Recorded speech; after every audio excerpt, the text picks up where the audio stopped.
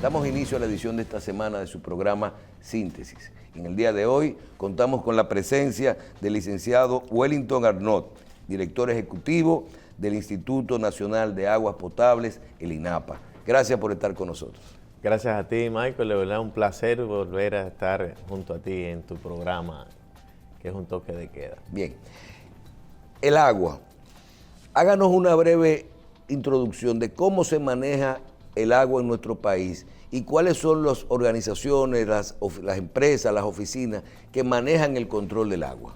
Bueno, el agua potable y saneamiento son responsabilidad de las instituciones que tienen que ver con, por ejemplo, el INAPA, que vamos a hacer una reseña, sí, un histórico, ¿no? Para edificar bien cómo estamos hoy.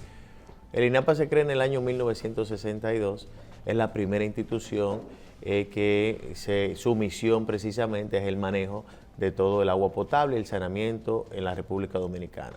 Posteriormente se crea tanto la CAS, que es la segunda institución. La CAS viene a manejar todo lo que es la capital, que en ese momento era solamente Santo Domingo. Hoy día maneja la provincia de Santo Domingo y el Distrito Nacional. Luego entonces se fueron creando algunas corporaciones, como es Corazán, que es la Corporación de Agua Potable de Santiago. Luego está Puerto Plata, Moca, La Vega, Monseñor Noel, Boca Chica y La Romana. Estas son las instituciones que tienen que ver con el servicio.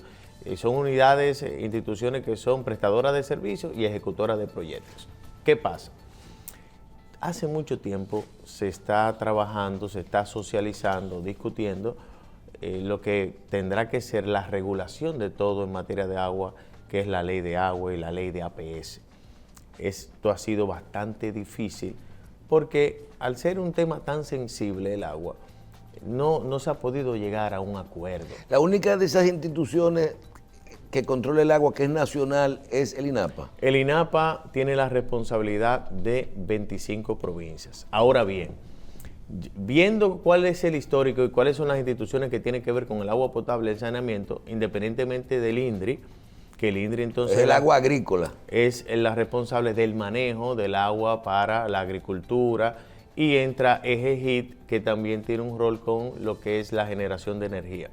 Pero en algún caso, director, el INAPA puede ser responsable de una fuente de agua, de un suministro, que lo utiliza alguna entidad como la CAS o con La Plata, Corazán. O podemos tener, por ejemplo, de la presa Taveras, Ibao, se envía el agua de Taveras hacia el acueducto de Moca, por ejemplo, y también hacia el acueducto de Hermanas Mirabal.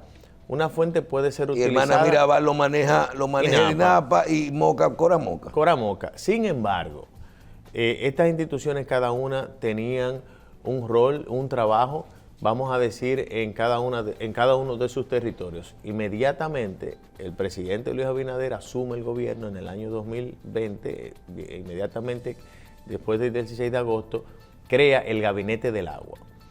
Este Gabinete del Agua, donde interactúan todas las instituciones, no solamente del agua, sino de la construcción. ¿Que es separado de la Mesa del Agua? Sí, separado. El gabinete se reúne cada martes, lo dirige el presidente de la República.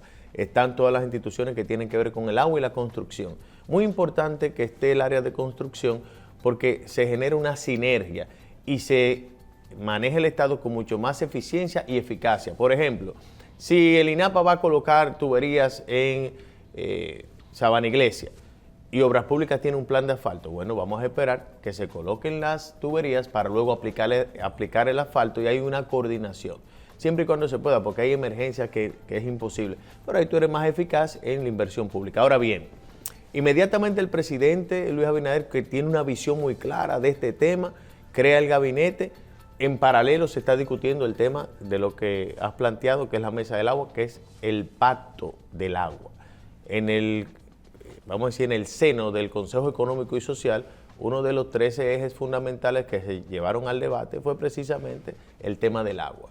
El Ministerio de Economía, Planificación y Desarrollo, conjuntamente con parte del Gabinete del Agua, Miguel Sarajato, en este momento era ministro, Gilberto Reynoso y René Mateo, recorrieron las 32 provincias del país llevando a la discusión el tema del Pacto del Agua. En paralelo, el gabinete seguía trabajando y hoy día el INAPA coordina todas las corporaciones y bimensual tenemos reuniones, de manera que ya hay un criterio unificado de una política pública en materia de agua potable y saneamiento dirigida por el presidente y coordinada por el INAPA. Ya hay un concepto en lo que se está trabajando con el pacto porque ya se tiene un plan. El plan está dentro del propio pacto, que es un plan a 15 años con una inversión de 9.000 millones de dólares. ¿En qué consiste este plan? 9.000 millones de dólares. En este plan, en este pacto y en el master plan nuestro, se establecen, por ejemplo, las presas que tenemos que hacer en el este del país, como es la presa de Chabón, como es la presa de Soco, como es la presa de Sanate. Resulta casi insólito que en todo el este del país no tengamos una presa, Michael. Sin embargo, eso se está trabajando en lo que es el máster y en el propio pacto del agua, porque para invertir 9.000 millones de dólares es necesario tener un consenso de todas las fuerzas vivas del país. ¿Eso a 20 años? A 15 años. Porque solamente no está el tema de la escasez, de la falta de presas, sino que los sistemas en muchos casos son muy obsoletos. Tenemos acueductos de más de 50 años, por ejemplo, el acueducto de Elías Piña, que nosotros con Dios mediante este año estaremos iniciando, tiene 50 años, el llano Elías Piña, lo vamos a hacer nuevo, se desperdicia el 40, el 50% del agua que se produce, no hay un criterio del costo, de la importancia y de lo que representa para el Estado Dominicano mantener estos sistemas de agua potable y saneamiento, y nosotros hemos tenido que hacer un esfuerzo enorme, obviamente. Como el presidente lo tiene bien claro, la importancia de nosotros a futuro, tener la garantía del agua, se están haciendo las inversiones necesarias. Yo te puedo decir que en los últimos 16 años había un promedio desde el INAPA de una inversión anual de 1.000, 1.500, 2.000 millones de pesos. Y nosotros, en lo que tenemos ya de gestión, hemos ejecutado más de 13.000, 14.000 millones de pesos. Solo en agua. Solo INAPA. Pero el año pasado, en el 2022, se alcanzó una cifra histórica en la inversión en materia de agua potable y saneamiento de aproximadamente 20.000 millones de pesos. O sea, se está invirtiendo 5 o 6 veces más de lo que se invertía. Pero las obras que se están haciendo también son planificadas, son pensadas, se está haciendo mucho más con menos, porque anteriormente se hacían acueductos sin contemplar la fuente. Si tú hacías un acueducto y no contemplaba la fuente con una garantía de 20, 30 años, y ahí está el acueducto sin agua. Hacías una planta de tratamiento como la que se hizo, por ejemplo, en Juan Dolio, que es una planta de tratamiento de agua residual. Tú haces la planta, una inversión millonaria, pero no le colocas las redes que van a canalizar las aguas residuales para el tratamiento y la dejas así. Ahí tenemos, ahí en el caso de Santo Domingo Norte, que la CAS tiene un caso parecido también, que es la planta de tratamiento que costó más de 100 millones de dólares y apenas recibe un 10% del agua que puede tratar. Esas son cosas del pasado. Pero yo he visto, director, que ustedes en algunos casos han continuado obras inconclusas o ya por la inversión que se había hecho, la necesidad, o temas como este, decir, bueno, ya tengo la planta, déjame ponerle las redes de alimentación. Claro, ahora mismo estamos ejecutando. Si vas a Juan Dolio, te ves que nosotros estamos colocando todas las redes de Juan Dolio Guayacanes, una primera etapa Juan Dolio y otra Guayacanes. Claro que tenemos que hacerlo porque la inversión en esos casos está ahí. Pero hay que reconocer que el presidente Balaguer tuvo una visión muy clara. Nosotros hemos rehabilitado, por ejemplo, la planta de tratamiento de aguas residuales de Barahona, que tenía 25, 30 años fuera de servicio. Nosotros fuimos allí y nos dimos cuenta que hay una inversión importante y con apenas 80, 90 millones de pesos, bueno, llegó a 100 después, nosotros rehabilitamos esa planta. Hemos, por ejemplo, las plantas de tratamiento de Castillo, que la encontramos prácticamente con una posilga de cerdo, una finca, en muchos casos eso es lo que hemos encontrado. La mayoría de plantas de tratamiento fuera de servicio, abandonadas y se han rehabilitado. Acabamos de inaugurar la planta de tratamiento del municipio de Fantino, de la provincia de Sánchez Ramírez, que también cuando fuimos allá lo que había era un potrero. Y estas cosas, ¿qué nosotros hacemos con eso? Tenemos más eficacia en la inversión, recuperamos sistemas, colocamos las líneas de recolectoras para poder tratar el agua residual y se está haciendo un impacto en la mejoría de la calidad de vida de la gente que se evidencia en las estadísticas en los hospitales cuando tú le estás tratando el agua residual. A nivel de marco legal, la ley de agua, ¿cuál es su situación en este momento? Mira, de eso en principio te manifestaba lo complejo que ha sido lograr llegar a un consenso con este tema. Sin embargo, porque la ley va a esperar el resultado de la mesa del agua, bueno, en el diálogo. Yo diría que se han avanzado bastante las conversaciones para llegar al consenso, porque no podemos continuar con 18 instituciones que de una manera u otra intervienen en el tema del agua.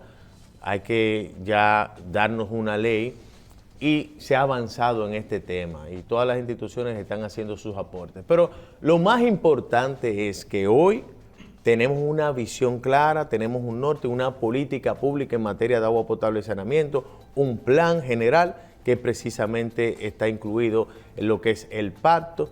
Tenemos programas, por ejemplo, el INAPA lidera el programa de llevar agua potable y saneamiento a cada hogar dominicano. Pero que usted dice, por ejemplo, que ustedes solamente en inversión han ejecutado 13,000 millones de pesos. Sí, y dicen que el gobierno no tiene nada que exhibir en algunas materias, y solamente en agua ese valor. Pero solamente INAPA. En el 2022, entre todas las instituciones del INAPA, tanto la CAS, Corazán, Coravega, Coramoca, Coraplata, Cuarón, Corabo, entre todas se ejecutaron más de 20,000 millones de pesos y las obras están ahí. Nosotros hemos inaugurado 13 obras, el acueducto de Quisqueya que se inauguró, el acueducto de Partido, la planta de tratamiento del municipio de Baní, que prácticamente estaba un foco de contaminación en el municipio de Baní, de la provincia de Peravia. Hicimos una planta totalmente nueva de cero, con apenas 100 y tantos millones de pesos. Te decía que la planta de tratamiento de Castillo, el acueducto de Partido. Apenas 100 y pico de millones de pesos, y usted dice que la del Santo Domingo Norte costó 100 millones de dólares. Sí, lo que pasa es que son sistemas diferentes. Okay. Ese es un modelo con otra tecnología que se desarrolló en Santo Domingo Norte. Tal vez nosotros hubiéramos explorado modelos, sistemas diferentes como lo estamos haciendo. Por ejemplo, en Lavapié, San Cristóbal, se hizo una planta con una inversión de 34 millones de euros, que es una planta totalmente difícil que en el tiempo se pueda mantener. Nos hemos ocupado con una inversión de 400, 500 millones de pesos, la pusimos a funcionar, pero son sistemas con tecnologías bastante sofisticadas para países desarrollados. Eso es una planta para ponerla en Londres, pero no en San Cristóbal. Nosotros las plantas que estamos haciendo, como es la del municipio de Baní, son totalmente sin ningún tipo de equipo electromecánico, por gravedad, con la luz del sol, sistemas anaeróbicos con un desarenador, que esa planta puede durar 20, 30 años con un manejo de un costo en energía, las luces nada más, y también tienen paneles solares. Solamente esa planta de Lavapié tiene un consumo de 1.2 megas de energía. Y ahí vamos a un tema interesante que se hace... 1,000 kilos. 1.2 megas. Es una cosa que es insostenible. Ahora bien... Y no es de agua, es de tratamiento. De tratamiento. Teníamos un déficit en todo el territorio nacional, solamente el 18% del territorio contaba con el alcantarillado sanitario, con el agravante que apenas el 50%, son 8, un 9, funcionaba. Ya nosotros hemos incluido prácticamente 1 millón de personas a recibir el tratamiento de aguas residuales.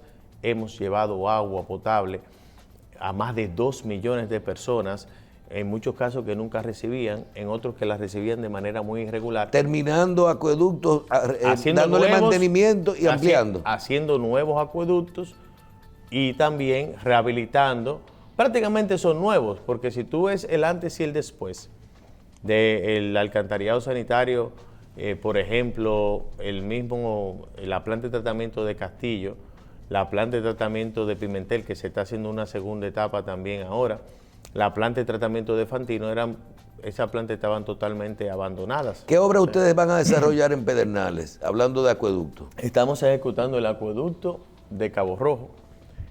El compromiso del gobierno dominicano a través de INAPA fue que tuviéramos la fuente de agua, el acueducto listo, antes del desarrollo turístico. O sea, que todo lo que es la logística, la infraestructura de Pedernales como nuevo punto turístico, aunque va en alianza público-privada y esto de la APP y todo esto, la parte de infraestructura, aeropuerto, agua, luz, la pone lo mismo que se hizo, por ejemplo, en Punta Cana. La parte del acueducto la está haciendo el gobierno dominicano a través de INAPA con una inversión de más de 1.000 millones de pesos. O sea, el agua nosotros la vamos a colocar al punto del desarrollo. Igualmente el acueducto de Miche, zona turística, que también se está ejecutando y va a estar primero que el desarrollo turístico. Nosotros estamos haciendo un acueducto con una línea directamente para el municipio, para el pueblo, con un servicio eficiente, porque estamos cambiando todas las tuberías y vamos a tener un municipio modelo, el municipio de Miche, donde la gente va a poder beber el agua de la llave. ¿Por qué de la llave, Michael? ¿Por qué el agua se contamina cuando sale de una planta de tratamiento? Si tú haces un acueducto totalmente nuevo, cuando sale el agua de la planta, tú muy bien te las puedes tomar. Si haces el acueducto, le pones las tuberías nuevas y la llevas directamente a la casa, sin ningún tránsito o sin ningún depósito, porque si tú llevas el agua a una cisterna o a un tinaco, inmediatamente se contamina. Y como tenemos sistemas de 50, 40 años con muchas averías, no tenemos tratamiento de aguas residuales, de manera que el subsuelo está contaminado porque no se están canalizando a una planta de tratamiento, entonces tenemos el problema de la contaminación en el tránsito del agua.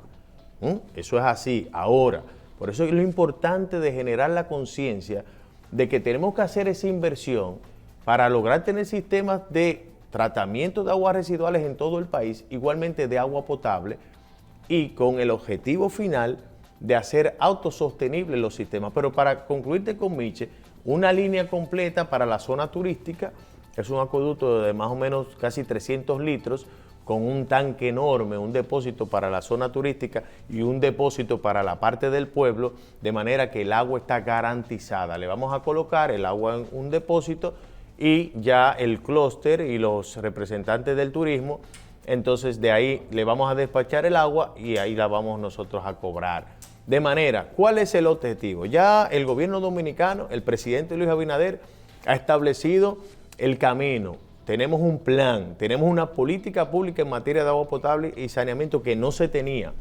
Nos estamos ocupando de hacer proyectos inteligentes, bien pensados, contando siempre con proyectos a 20 a 30 años para garantizar la fuente. Por ejemplo, en Ocoa, estamos haciendo el acueducto de Ocoa, una demanda que era la más importante que tenía la gente de Ocoa por décadas. ¿Qué es garantizar la fuente? Bueno, que sea una fuente segura, que los estudios garanticen continuidad. Obviamente siempre hay que cuidar nuestras cuencas y esas son las fuentes seguras. En Ocoa se había hecho un acueducto con una fuente que no duró ni un año y el déficit que había en Ocoa era enorme. Nosotros encontramos un proyecto en carpeta que la fuente era el río Ocoa y tenía el riesgo de secar el río.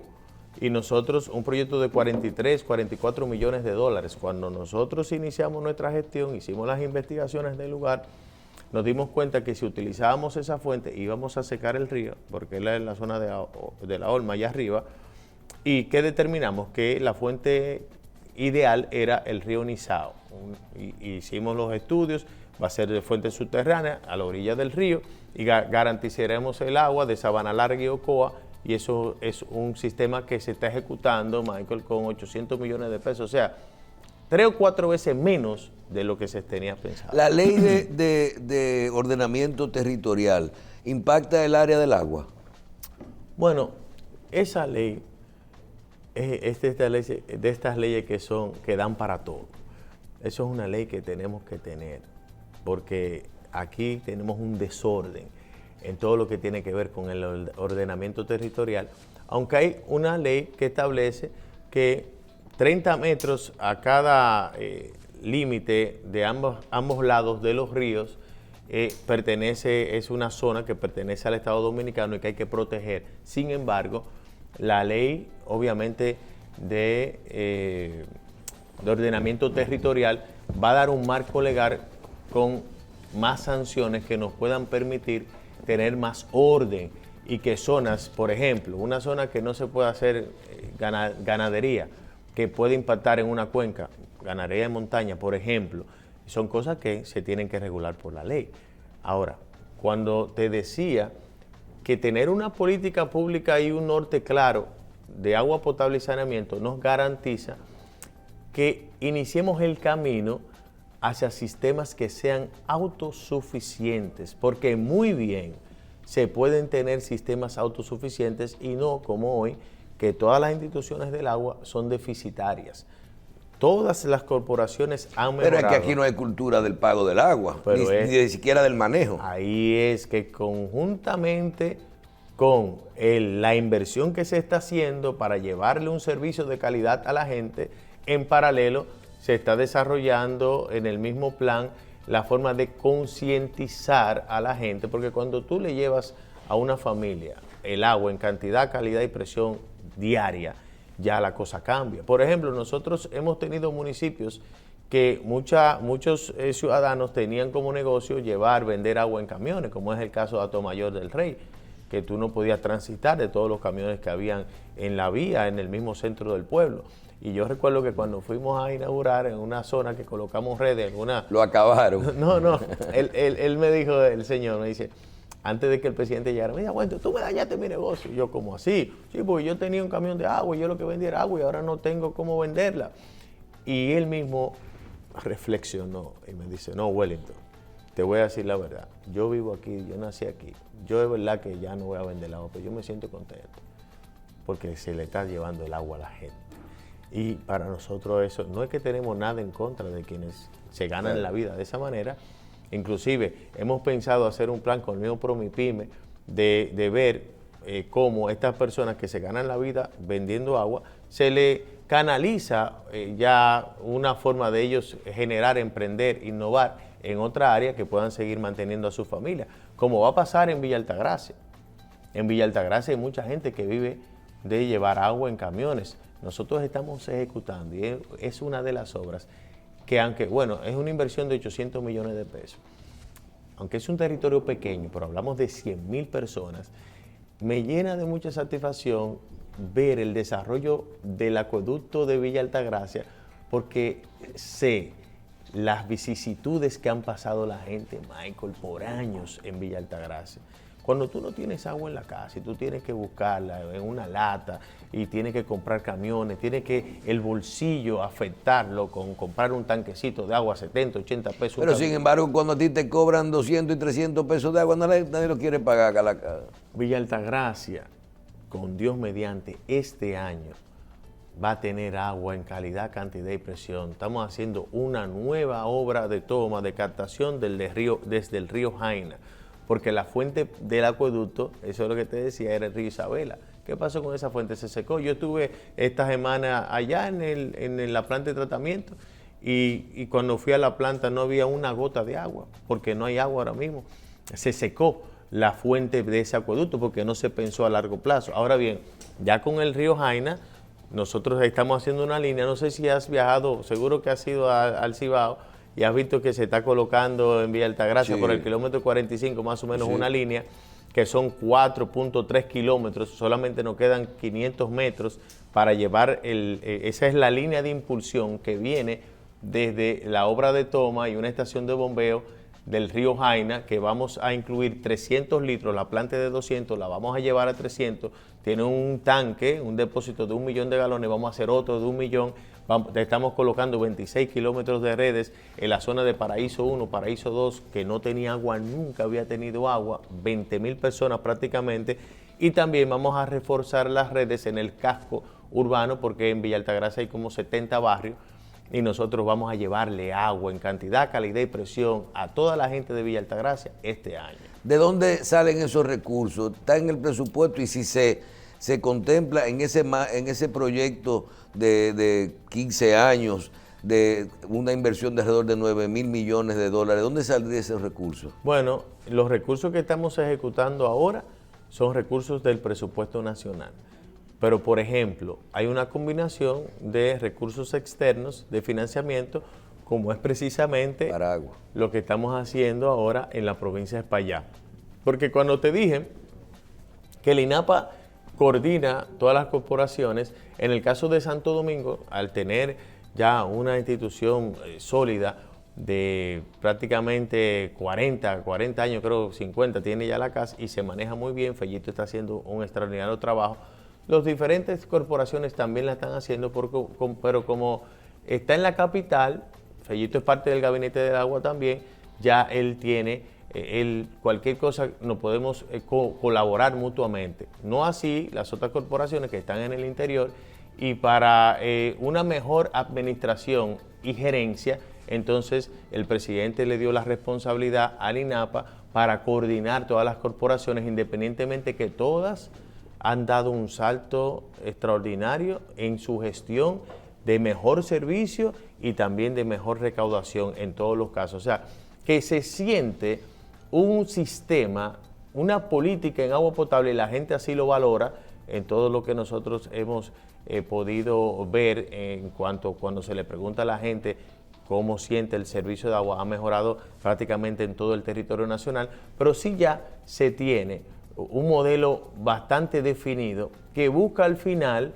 nosotros lograr, como te dije anteriormente, que los sistemas sean autosostenibles, que no sean instituciones deficitarias, pero para esto lleva tiempo. Primero, dar un servicio de calidad, llevarle agua a la gente en calidad, cantidad y presión todos los días, generar la conciencia del costo, porque producir un metro cúbico de agua, que el 80% de nuestro país se produce por bombeo, con más energía, cuesta alrededor de 35 o 40 pesos el metro cúbico.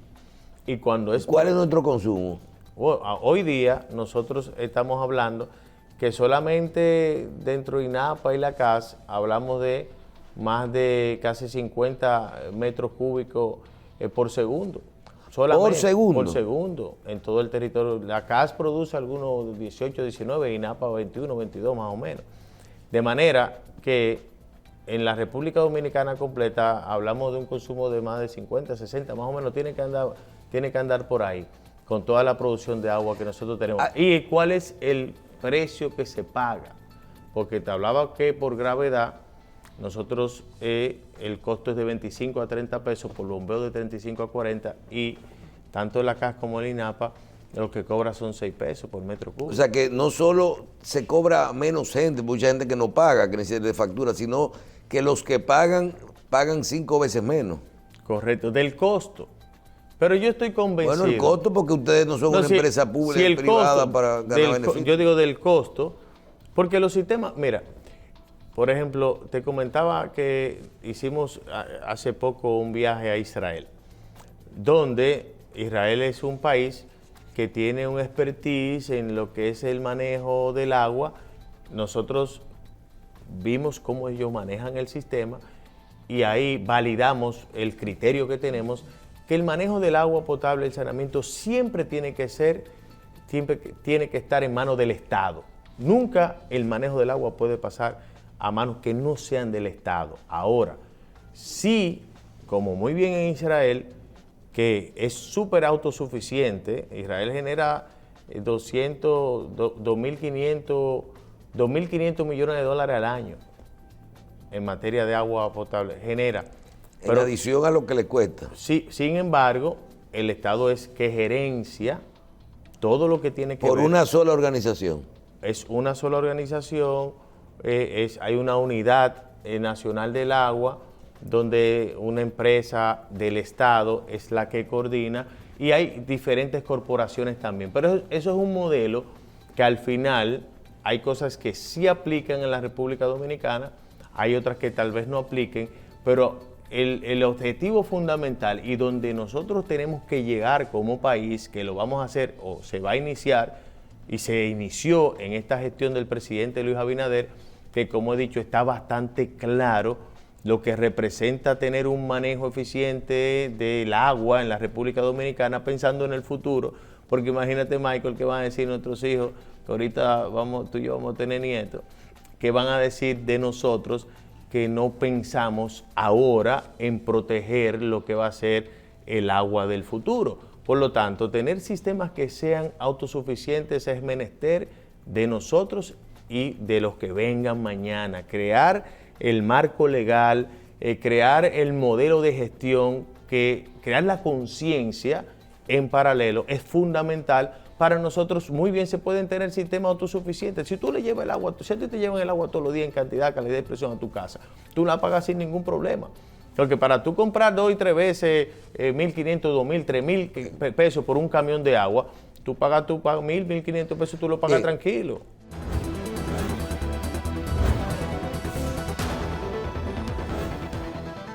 Hay una parte que es interesante. Ustedes tienen un planteamiento muy concreto y una idea muy clara de ese plan de cómo manejar el agua, las construcciones, las inversiones.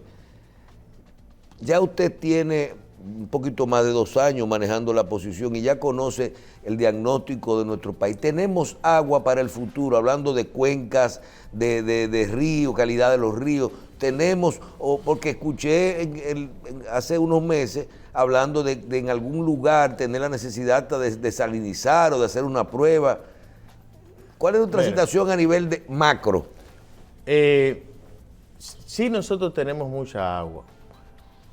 Sin embargo, si no la protegemos, si no nos ocupamos de que nuestras cuencas estén totalmente protegidas, si no nos encargamos de que nuestros principales ríos no sean contaminados, entonces podemos tener problemas. Si tampoco creamos las condiciones de acumulación, como en el caso de las presas que se requieren, entonces posiblemente tengamos problemas en el futuro. Sí, pero ustedes están terminando todavía presas de la presa del sur, la están terminando. Sí, la de ustedes. Monte Grande, Monte que Grande. se va a utilizar, se van a extraer 3.5 metros cúbicos para fortalecer el acueducto de Azuro, de la línea del suroeste, que ahora mismo la fuente es el río Yaque del Sur, es por bombeo, y con Monte Grande vamos a tenerla por gravedad. Pero no vamos a salir de tu pregunta.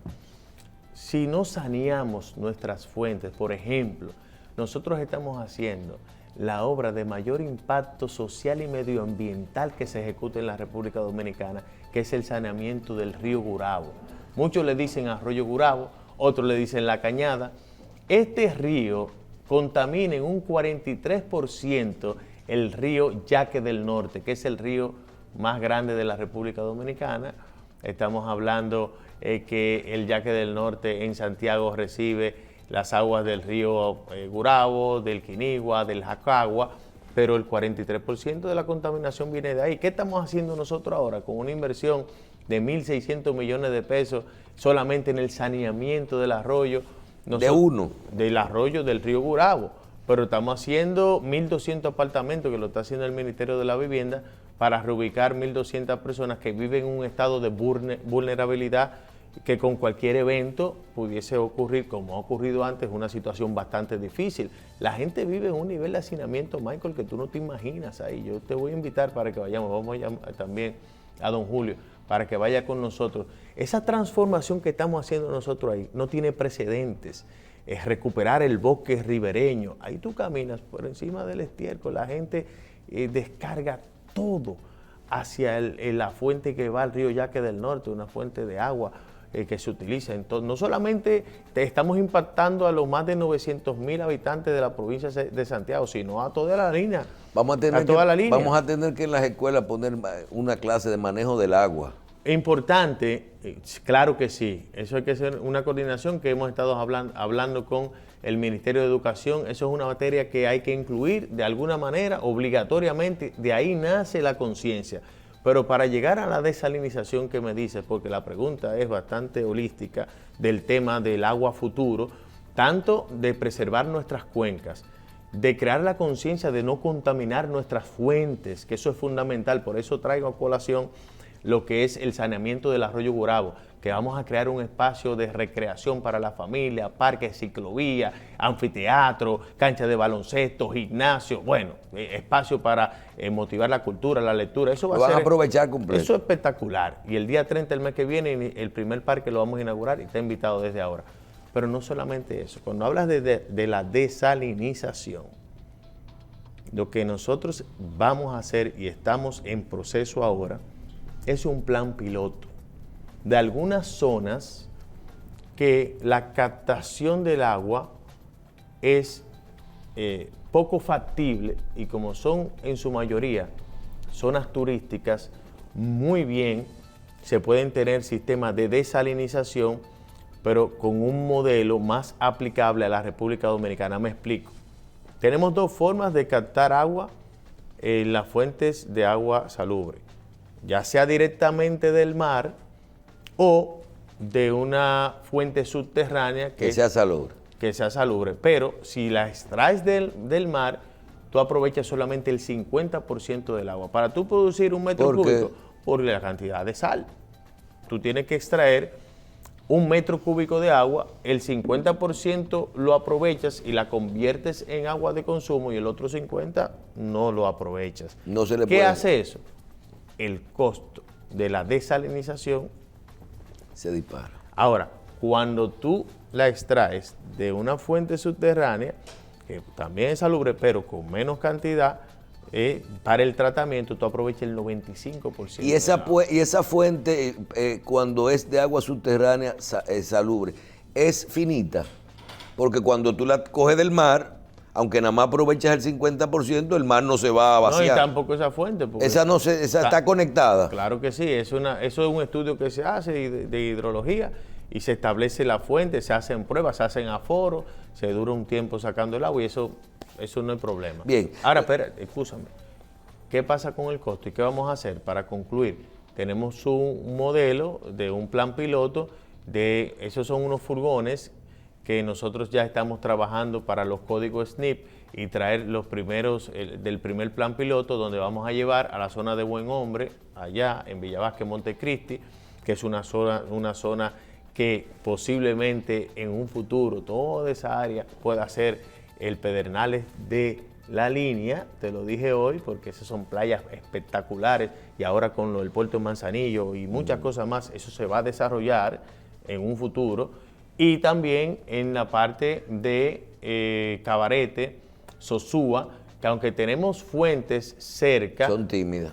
Nosotros necesariamente hay que buscar alternativas para generar, y como es una zona turística, que tú puedas, por ejemplo, te cueste producir 60, 70, hasta $1 un metro cúbico de agua, eso tú cobrarlo, colocarlo en una habitación, $1 o $2 más para que se pague el tema de la producción y el sistema de agua, ahí eso no tiene ningún peso. Igualmente que en Maimón y por último, en el municipio de Oviedo, que si bien es cierto no es una zona turística, pero uno compensa, porque Oviedo tenemos una situación que es como una espinita en el zapato, resolver el tema del agua del municipio de Oviedo, conjuntamente con Monción, para concluir, aunque no es agua desalinizada, pero ya estaremos iniciando el proceso para hacer el acueducto de Monción.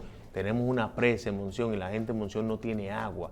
Vamos a hacer un nuevo acueducto, un acueducto que contempla la colocación de tuberías, 14 comunidades, conjuntamente con Los Quemados, que es limítrofe con Valverde y Santiago Rodríguez, pero para que los que nos escuchen sepan que pronto estamos ya iniciando la licitación para el acueducto de Monción. Usted habló hace un ratico de que en el gabinete de agua participan no solo las organizaciones que manejan el agua, sino también el área de la construcción.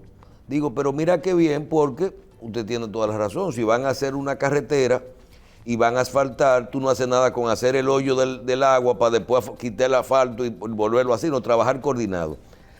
En el área de la construcción y de la densidad, los gobiernos, el rol de los gobiernos municipales con el tema del uso de suelo. uno lo puede ver, aunque no depende del INAPA, pero sí a nivel de la política nacional, que por ejemplo se construyó Naco en el polígono central del Distrito Nacional. Y Naco se construyó originalmente con casas solares de 1.000 a 1.500 metros. Y hoy en cada solar, con un tubo de agua y un tubo de drenaje contemplado para una familia. Y hoy tú tienes en ese mismo tubo de alimentación de agua y en ese mismo tubo de agua negra, tú estás botando una torre con 50 apartamentos. Ese tema de la coordinación para lo que es la programación del manejo, ¿se integrarán los gobiernos municipales? Claro que sí. Fíjate que en el tema, primero, estamos manejando como muchas cosas en nuestro país, que son cosas nuestras. Aquí se ponen la carreta delante de los bueyes. O sea, aquí hemos tenido la cultura de hacer las cosas sin planificación. Y eso conlleva entonces que tú tengas que, por ejemplo, lo que está haciendo Fellito en ese polígono de Naco, tiene un plan para mejorar el servicio del agua potable en esa área, que está haciendo un trabajo que le ha costado una inversión enorme y que pronto se va a sentir en todo el polígono central. Y el tema de la responsabilidad de las alcaldías y de la coordinación que tenemos que tener, eso es fundamental, porque te pongo un ejemplo, el tema del drenaje pluvial. El drenaje pluvial, hay un ping-pong en cuanto a un limbo jurídico, bueno, que si es la parte municipal, que si es la parte ya de obras públicas, o si son las instituciones que tienen que ver con el manejo del agua, que tienen la responsabilidad. Y al final del día, ¿qué se hace? Cada una de las instituciones, conforme a su capacidad, resuelven temas que tienen que ver con drenaje pluvial. Por ejemplo, nosotros tuvimos la responsabilidad de darle final a las penurias que tenía nuestra gente del sector del barrio Moscú, Peña Gómez 1 y 2 de San Cristóbal. Ese sector, cuando vas hacia el sur, cruzas el trébol de San Cristóbal, a mano derecha, de ahí se extrajeron todos los materiales para la 6 de noviembre y se hizo un barrio, 20,000 personas.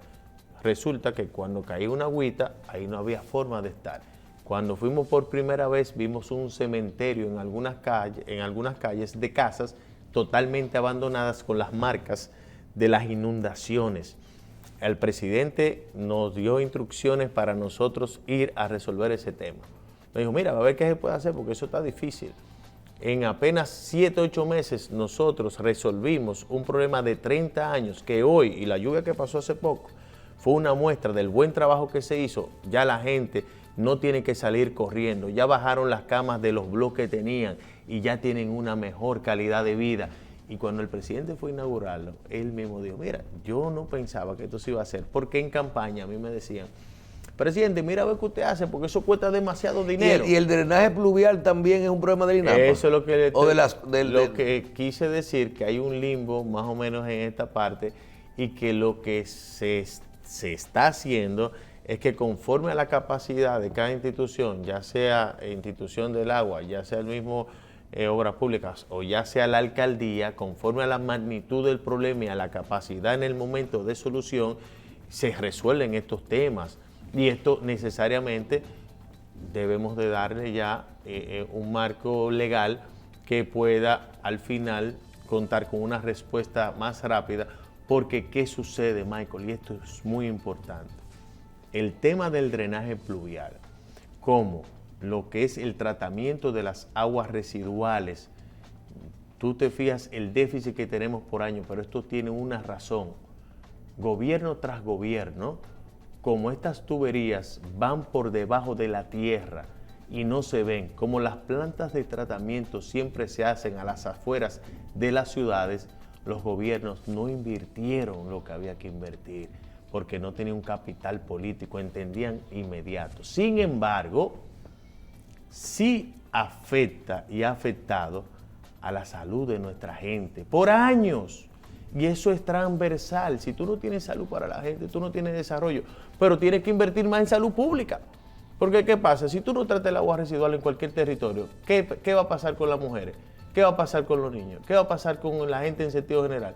Se va a enfermar y va a tener que obligatoriamente ir a atenderse. Y esto es algo, repito, que es transversal. Y si tú tienes un modelo de política pública integral, que tú tengas una visión a largo plazo, de eficiencia, de eficacia, del manejo de los fondos públicos, del desarrollo de la gente, de invertir en mejorar la calidad de vida de la gente, es evidente que tú vas a generar un impacto positivo en el desarrollo de la sociedad.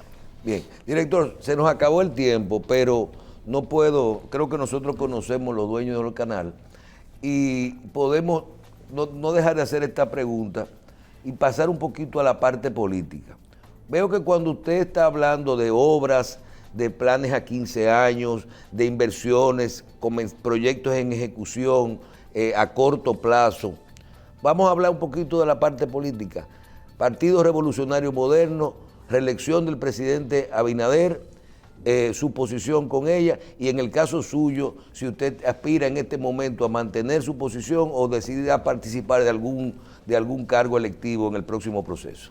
Mi única aspiración es que el presidente Luis Abinader continúe dirigiendo los destinos del país más allá del 2024. Porque es una sencilla razón. Siempre nosotros hacemos este ejercicio. Imagínate, Michael, que el presidente Luis Abinader, con esta capacidad de trabajo, con esta visión y compromiso, tuviera una gestión que no estuviera afectada por la crisis que él ha tenido que paliar, como es el tema de la pandemia. Arrancó la presidencia de la República con el país paralizado totalmente, teniendo que invertir miles de millones para la vacuna. Luego viene la guerra, la inflación, el incremento en los hidrocarburos, miles de millones de pesos que no estaban en presupuesto y tú tenías que inyectarlo para no afectar el bolsillo de la gente. Y con todo esto hemos narrado la inversión extraordinaria en materia de agua potable y saneamiento, nunca antes vista en la República Dominicana, solo para la salud de la gente. Imagínate que el presidente Luis Abinader cuente con los vientos a favor.